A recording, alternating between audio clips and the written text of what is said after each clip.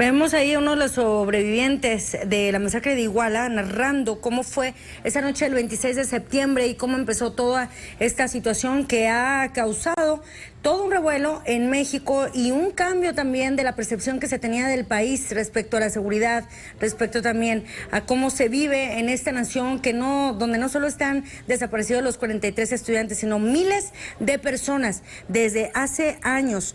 Vamos a ver y nos enlazamos directo con José Martínez Cruz, él es coordinador de comunicación de la Comisión Independiente de Derechos Humanos de Morelos. José, bienvenido a Agenda Abierta. Buenos días, Adriana. Gracias por la invitación. Bueno, comencemos con esto. Los padres ayer estaban demandando en sus discursos que se dieron anoche, después de toda esta movilización, que había al parecer una intención por parte de las autoridades de querer dar por muertos a los estudiantes para que los padres dejen de buscarlos y para que también cesen estas exigencias. También acusaban de que el gobierno federal está dosificando la información para ir retrasando la respuesta ante esto, ir armando la estrategia, como se le denomina, de control de daños frente a este caso. Usted, como integrante de esta organización de derechos humanos, ¿cómo ha visto precisamente las notificaciones, las noticias del gobierno federal en torno a este caso? ¿Es verdad entonces que sí se intenta dar esta posibilidad de dar por muertos a los estudiantes para que dejen de buscarlos? Desafortunadamente es una estrategia totalmente perversa de manipulación y de control de la información, en donde los estudiantes y padres de familia se acercan mucho más a la realidad que el gobierno. Y eso se demuestra por el objetivo de encontrar cadáveres en lugar de encontrar personas vivas, porque no han buscado en los campos militares, en las cárceles clandestinas, en las pistas de aviación, en donde históricamente se ha demostrado el gobierno ha recurrido para mantener desaparecidos a personas durante semanas, meses e incluso años. Esto ocurrió en el campo militar número 1 de la Ciudad de México hace mucho tiempo, pero también en el caso de Guerrero se demostró por investigaciones de los familiares e investigaciones oficiales en su momento que esos lugares fueron habilitados como cárceles clandestinas. Entonces, evidentemente el gobierno lo que pretende es demostrar que solamente hubo responsabilidad al más bajo nivel de las autoridades y por eso ha enfocado la detención hacia el expresidente municipal de Iguala y su esposa. Incluso sobre este caso hay que decir que la información ha sido totalmente mediatizada, presentando la forma en que los detienen, pero a modo de tal forma que inculpe a una fuerza política distinta a la del gobierno federal. En este caso, los familiares han rechazado las versiones porque son contradictorias, son inconsistentes, no responden verdaderamente a una lógica de esclarecimiento de la verdad y de la justicia, sino a un uso político del conflicto. Y evidentemente el hecho de que incluso no haya una investigación y una tipificación clara de la desaparición forzada, evidentemente tratan de eludir la responsabilidad tanto del gobierno estatal como del gobierno federal.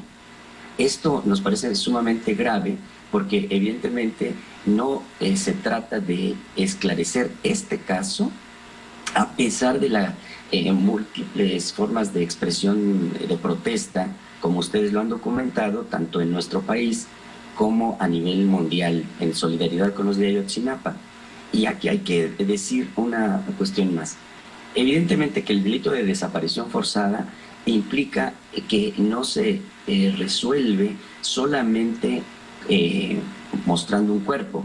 Tiene que demostrarse que en efecto esa corresponde a la persona y además la forma en que se cometieron los hechos y quiénes son los responsables, no solo directos e intelectuales del caso, sino la responsabilidad del Estado mexicano en este caso, porque evidentemente hay una lógica del gobierno mexicano de criminalizar los movimientos sociales de protesta y utilizar una militarización utilizando en este caso la gendarmería, pero anteriormente también, sobre todo, el Ejército, la Policía Federal y la Marina de manera creciente.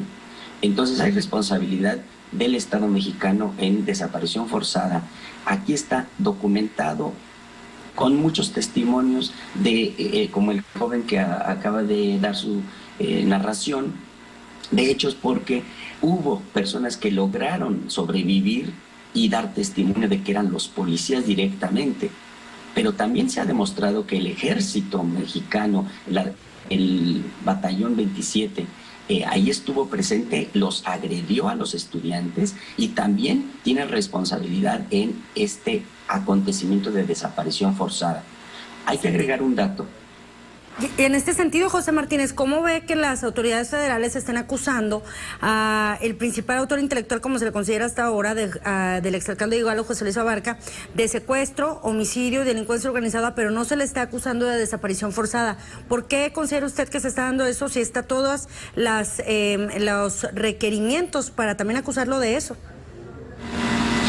No se acusa específicamente porque el gobierno mexicano ha tenido muchas resistencias para no tipificar, no aplicar todo el instrumento jurídico internacional en materia de desaparición forzada, porque implica una responsabilidad del Estado mexicano.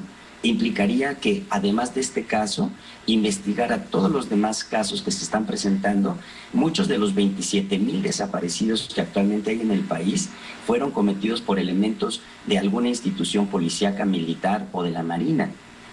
Recientemente, precisamente el día de ayer, hubo manifestaciones en diferentes partes del país en donde salieron a la luz pública por primera ocasión la forma en que ocurrieron esas desapariciones en Saltillo, en Chihuahua, en Tamaulipas, en Veracruz, aquí mismo en el estado de Morelos, en donde son elementos del ejército los que han detenido a personas, no necesariamente activistas, y los han desaparecido. Algunos es cierto que los han encontrado sus cuerpos, pero nunca han encontrado los responsables. Y todo esto tiene una implicación muy grave de descomposición del sistema, de crisis de las instituciones y evidentemente una crisis política muy fuerte que se está viviendo en el país, porque ya no solamente son estudiantes, sino son sectores sindicales, y otros sectores campesinos, indígenas, de mujeres que protestan contra el feminicidio, de organizaciones de derechos humanos, por supuesto que estamos acompañando, y que el día de hoy se va a concretar en nuevas movilizaciones. Y solamente quiero decir que incluso el próximo día 20 de noviembre habrá una gran concentración política nacional de todas las organizaciones, que son miles de organizaciones en contra de la política que aplica Peña Nieto, de represión, de privatización, de militarización que se está dando en el país, para un programa político de lucha que tenga, a partir de los 43 de Ayotzinapa, toda una definición de exigir que vivos se los llevaron, vivos los queremos, pero a todos los de Ayotzinapa y a todos los desaparecidos en este país.